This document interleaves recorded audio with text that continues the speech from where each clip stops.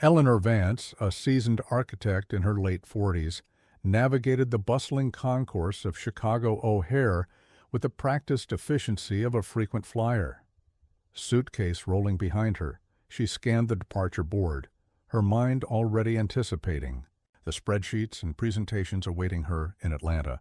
The airport hummed with the predictable symphony of announcements, hurried footsteps, and distant jet engines, a backdrop she usually found comforting, but today, a jarring note. As she waited in line for coffee, her gaze snagged on a pair near a gate display. A man, tall and unyielding, gripped the arm of a young girl. The girl, no older than 10, was small, her shoulders hunched. Her face was obscured by her dark hair, but the man's grip seemed overly firm, almost possessive. Eleanor frowned, a fleeting thought of a strict parent crossing her mind, but she dismissed it. Some parents were just like that. She took her coffee and moved towards her gate. Minutes later, in the crowded jet bridge, Eleanor saw them again. The man with an impassive face urged the girl forward. This time, as they passed Eleanor, the girl's head subtly lifted. For a split second, their eyes met. The girl's gaze was wide, a fleeting, desperate flicker of something Eleanor couldn't quite name. Fear? Plea? It was gone as quickly as it appeared, the man pulling her firmly into the plane. A prickle of unease, sharp and insistent, began to spread through Eleanor. She shook her head, dismissing it again. Just a tired child, she told herself. Settling into her window seat, 23A, Eleanor watched the ground crew outside, then turned her attention to the cabin. She located the man and girl a few rows ahead and to the left, in seats 20C and 20D. The girl was still and quiet, nestled against the window, barely visible. The man sat upright, his gaze fixed forward. The cabin filled, the familiar bustle of overhead bins closing and seatbelts clicking, filling the air. The plane taxied, a rhythmic rumble beneath them, then soared into the vast blue. As the seatbelt sign pinged off, Eleanor stretched, reaching for her novel. She glanced forward, intending to briefly check on the pair. The man was still there, reading a newspaper. But seat 20D, the seat by the window, was empty. Eleanor blinked. Had the girl gone to the lavatory? She waited minute after minute, occasionally peeking.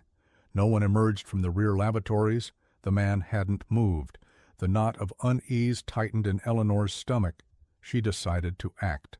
Discreetly, she flagged down a passing flight attendant, Sarah, a woman with a kind smile. "Excuse me," Eleanor began, her voice low. "I have a bit of a concern. I noticed a man boarding a few rows ahead of me with a young girl. Now, the girl's seat is empty, and I haven't seen her come back." Sarah paused, holding a tray of drinks. Her smile remained, but her eyes held a hint of practiced dismissal. "Oh, ma'am, children move around on planes all the time. She's likely just in the lavatory. Or perhaps moved to another family member's seat. I'll certainly keep an eye out for her, though." She offered a reassuring nod that conveyed more polite indifference than genuine concern, then moved on. Eleanor watched her go, a cold certainty replacing her initial unease. The plane hummed around her, a cocoon of controlled air and distant chatter. But she felt a profound sense of wrongness. The minutes ticked by, turning into an hour. The little girl's seat remained stubbornly, chillingly empty. The rhythmic drone of the Boeing 737's engines became a relentless thrum in Eleanor's ears, each beat mirroring the escalating throb of anxiety in her temples. She tried to appear nonchalant, occasionally glancing forward at seat 20D, but her gaze always snapped back to the empty cushion. The man in 20C continued to read his newspaper, occasionally shifting, but never once did he look towards the vacant seat beside him. It was as if no one had ever been there. Eleanor couldn't shake the image of the girl's fleeting, desperate look. It felt etched into her memory. She knew what she had seen, and she knew the girl was gone. After another half hour with no sign of the child, Eleanor's frustration boiled over her polite reserve. She unbuckled her seatbelt and stood, stretching subtly before walking to the rear galley. There she found Mark, another flight attendant, restocking carts. "Excuse me, Mark," Eleanor said, her voice firmer this time. "I spoke to Sarah earlier about a missing child. I'm telling you, I saw a man board with a little girl in seat 20D, and she's not there. And the man doesn't seem to be looking for her." She pointed towards the front of the plane. Mark, younger and less patient than Sarah, looked at her with a thinly veiled expression of annoyance. He performed a quick, almost contemptuous scan of the cabin. "Ma'am, I just did a walk-through. There are no unaccompanied children in the lavatories or aisles. Are you positive you saw a child in that specific seat? Passengers sometimes move around. Maybe you misremembered who was sitting where during boarding?" His tone was dismissive, subtly implying Eleanor was either confused or prone to exaggeration. Eleanor felt a rush of heat to her face. "I am absolutely positive," she insisted, her voice tight. "She was with that man, and she looked scared, and now she's just gone." Mark sighed, a barely audible puff of air. "Look, ma'am, I understand your concern, but we have regulations. We can't just stop a flight for every perceived anomaly. We've checked. There's no child missing." He turned back to his cart, effectively ending the conversation. Defeated, Eleanor retreated to her seat, the hum of the cabin now feeling like a mocking drone. Was she truly losing her mind? Had the stress of her work trip finally caught up to her? The collective indifference of the flight crew, combined with the man's stoic presence, made her feel like a solitary voice shouting into a void. Other passengers were absorbed in movies, books, or sleep, completely oblivious to her internal turmoil. The clouds outside, once a fluffy comfort, now seemed vast and indifferent, mirroring her isolation. She resolved to try one more thing. With a deep breath, Eleanor rose again and walked slowly towards row 20. She feigned a search for something in the overhead bin directly above the man. "Excuse me," she said, her voice as casual as she could make it. "I apologize, but I thought I saw a little girl with you earlier. Is she feeling all right? I hope she hasn't taken ill." The man slowly lowered his newspaper. His eyes, dark and flat, met hers. There was no flicker of surprise, no hint of concern. His face was devoid of emotion, a blank slate. His voice, when he spoke, was unnervingly calm and low. "There was no child. You are mistaken." His gaze remained fixed on her, cold and unwavering, a silent warning that sent a shiver down Eleanor's spine. Eleanor quickly muttered an apology, her heart pounding, and retreated back to her seat. The man's denial, coupled with the crew's repeated dismissals, created an oppressive weight in the cabin. She felt trapped, silenced, and undeniably foolish. Her logic, her observations, all were being systematically undermined. A terrifying thought flickered. What if she was wrong? But then she remembered the girl's eyes. No, she couldn't be. The sense of helplessness was suffocating. Eleanor slumped in her seat, exhaustion warring with a frantic need to re-examine every detail. Her head ached. The flight attendants had clearly written her off as an over-anxious passenger, and the man's chilling denial echoed in her mind. But the image of the girl, small, hunched, with that fleeting, desperate glance, was stubbornly, vividly real. Eleanor knew, with a certainty that transcended the dismissals, that she hadn't imagined it. She wouldn't let it go, even if it meant being labeled a hysterical woman. Her only hope now was to alert someone at the airport once they landed. Unbeknownst to Eleanor, a quiet, observant man in seat 18C had been paying more attention than she realized. Agent David Miller, an FBI agent returning from a routine internal training, had a finely tuned instinct for anomalies. He'd noticed Eleanor's repeated attempts to speak with the crew, her growing agitation, and her pointed glances towards the man in 20C. More critically, he'd noticed the man in 20C board with a child. He'd even briefly exchanged glances with the young girl during boarding, noting her subdued demeanor. When he'd seen the man alone an hour later, he'd filed it away as curious, but not immediately alarming. Now, seeing Eleanor's distress and the man's unblinking denial, his professional instincts flared. As the captain announced their descent into Atlanta Hartsfield-Jackson, Miller subtly unbuckled his seatbelt. He waited for a moment, then stood, feigning a stretch and a casual walk towards the rear lavatories. As he passed Eleanor's row, he paused, ostensibly to retrieve something from his overhead compartment. He caught her eye. "Excuse me," Miller said, his voice low, calm, and unexpectedly empathetic. "I couldn't help but notice you seemed distressed. Is everything all right?" His expression was not one of judgment or dismissal, but genuine concern. Eleanor tensed, bracing herself for another polite brush-off, but something in his eyes, a quiet steadiness, made her hesitate. She saw an ally, not another gatekeeper. The words tumbled out, hushed and urgent. "No, everything is not all right. I saw a little girl with that man." She nodded subtly towards the still impassive figure in row 20. "And now she's gone. The crew says I'm wrong, and he denies it. But I saw her." Her voice was trembling, but her conviction was absolute. Miller listened intently, his gaze unwavering. He didn't interrupt, didn't question her sanity. "Can you describe the girl, C.E.?"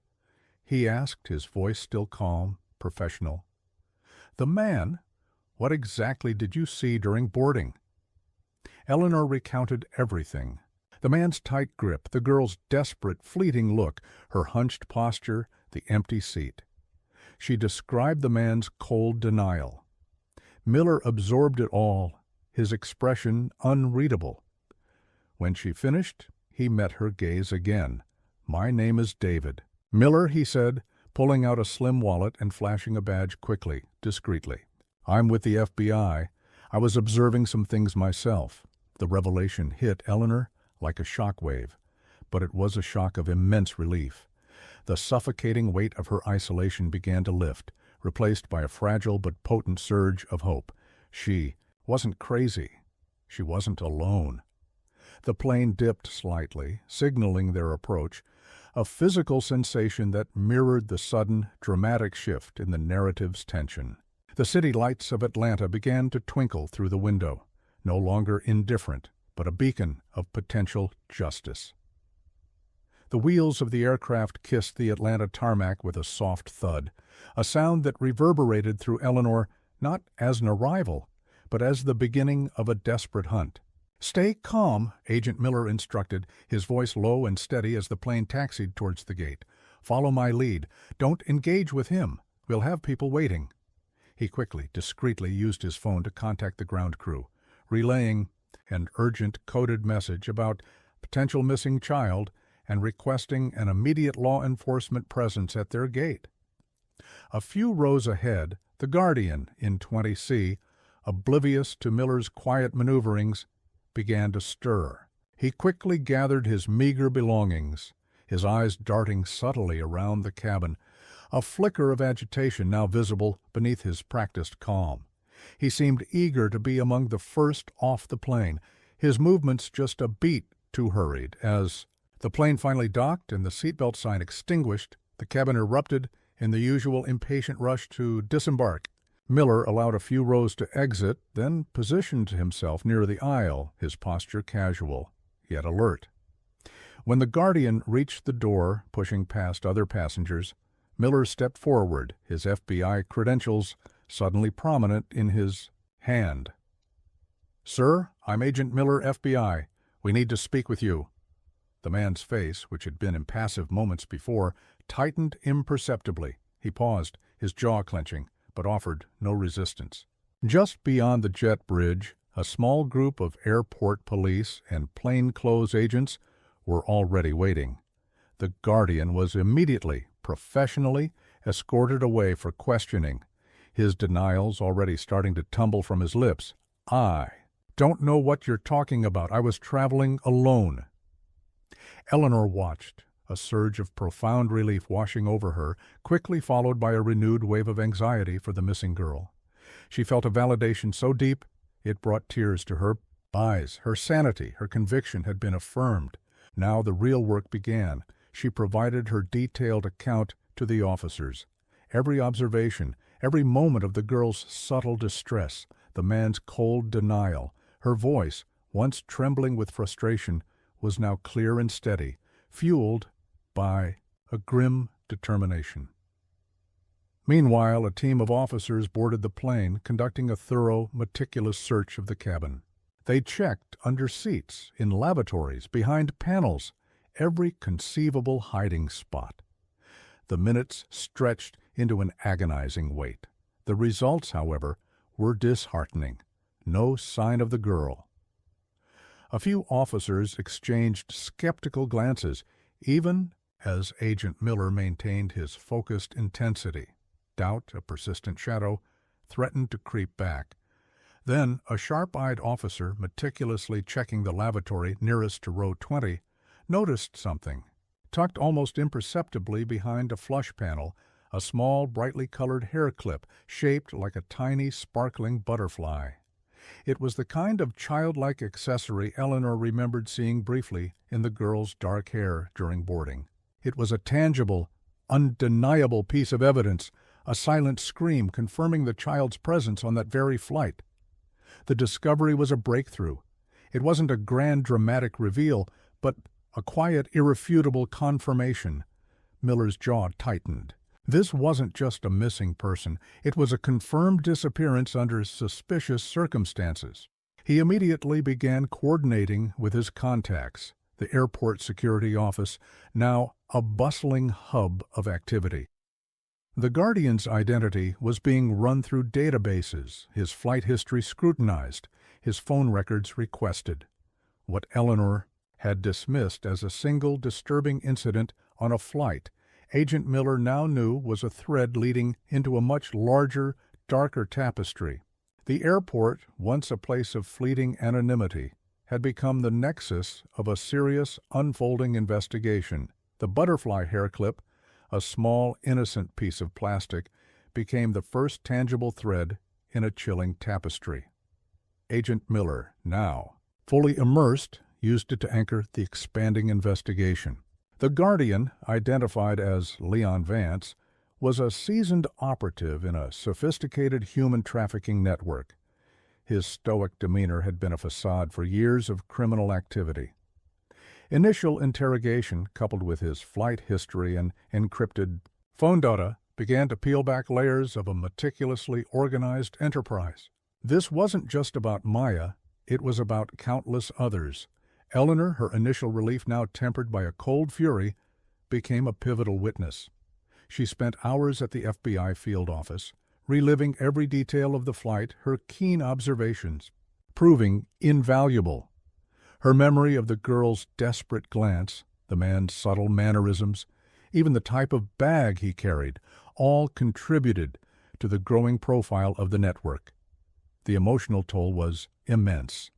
She slept little, haunted by Maya's face, but her resolve was absolute. She couldn't abandon the girl now. The search for Maya intensified. Miller's team, leveraging every resource, tracked down leads that crisscrossed state lines. Surveillance footage from various airports revealed patterns. Leon Vance and others, always with different children, always maintaining an air of normalcy. Financial transactions pointed to shell corporations and offshore accounts. The criminals were cunning, their communications encrypted, their movements carefully disguised. Obstacles mounted, uncooperative contacts, false leads, the sheer vastness of a network operating in the shadows. It was a painstaking, methodical grind, far from the dramatic breakthroughs seen in movies. Then, a critical piece of the puzzle emerged. A data analyst, sifting through a mountain of fragmented communication, detected a recurring, seemingly innocuous phrase used between Vance and a dozen other individuals. Package delivered to Safe House Green. Simultaneously, satellite imagery, cross-referenced with Vance's known movements, identified a series of unmarked properties in a quiet suburban area outside Sacramento, California. one of which was a safe house green. The breakthrough was a result of relentless, unsung police work. Agent Miller immediately coordinated a multi-agency raid. Under the cover of a cool California dawn, tactical teams descended on the Sacramento properties. The tension was palpable. Inside Safe House Green, in a dimly lit room, they found her, Maya. She was disoriented, scared, but physically unharmed. Her small hand still clutched a worn, fabric doll. The discovery sent a wave of relief through the team. Arrests were made, documents seized, and the network began to crumble. Other children, similarly trafficked, were rescued from different locations over the following days as the web unraveled. Weeks later, Eleanor received official commendation for her courage. She visited Maya, who was now in the care of a foster's family, beginning the long road to recovery. The girl, still quiet, looked at Eleanor with eyes that no longer held fear, but a flicker of fragile hope. Their bond was unspoken, a quiet testament to a terrifying journey and an unlikely rescue. Eleanor returned to her life, but she was changed. Her professional cynicism had been replaced by a profound understanding of human vulnerability and the silent battles fought every day. She learned that heroism often lay not in grand gestures, but in the simple act of paying attention, of refusing to be silenced, and of holding on to the unwavering conviction that some things, no matter how small, are worth fighting for. The hum of jet engines now sounded different to her, a reminder not of ordinary travel, but of the extraordinary impact one person can have.